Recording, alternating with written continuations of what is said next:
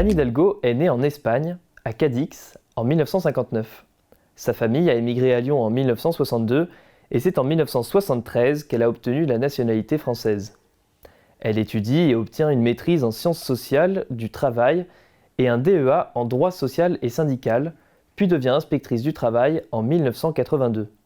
Son parcours politique débute en 1994 lorsqu'elle prend sa carte au Parti socialiste. D'abord conseillère dans divers cabinets ministériels, elle devient une femme politique de premier plan en 2014 lorsqu'elle est élue maire de Paris.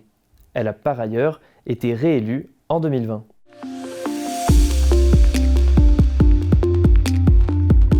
C'est dans un contexte particulier qu'Anne Hidalgo est candidate pour le Parti socialiste.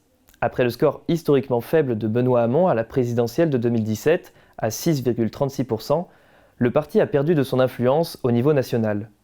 C'est donc avec la lourde tâche de relancer le PS qu'Anne Hidalgo a été désignée candidate après avoir battu Stéphane Le Foll dans un vote interne au parti.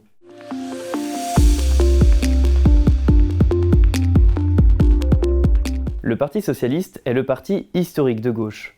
Il se présente comme réformateur sans être trop radical. Ainsi, Anne Hidalgo se dit candidate de la gauche de gouvernement, la seule qui, selon elle, peut diriger le pays. Le programme d'Anne Hidalgo est constitué de 70 propositions sociales et écologiques. Sociales d'abord, puisqu'Anne Hidalgo veut augmenter le SMIC. Elle veut réduire les inégalités de salaire en établissant le fait que le salaire le plus élevé d'une entreprise ne puisse être au maximum que 20 fois supérieur à celui le plus bas.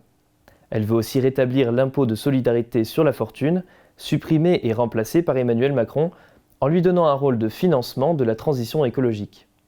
En effet, l'écologie est un axe phare du programme, où elle est décrite comme le combat du siècle.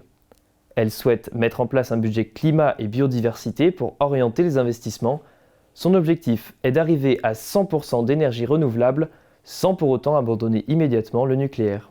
Au-delà de ces deux thèmes centraux, le programme d'Anne Hidalgo évoque un grand nombre de sujets.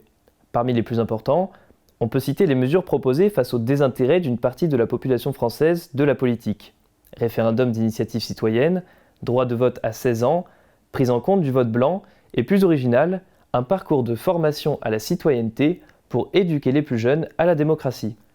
Dans le domaine de l'éducation, la mesure phare est le doublement du salaire des enseignants.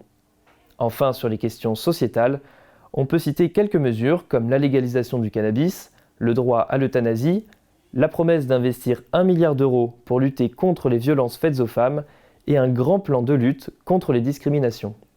On se retrouve demain à 17h pour une prochaine vidéo.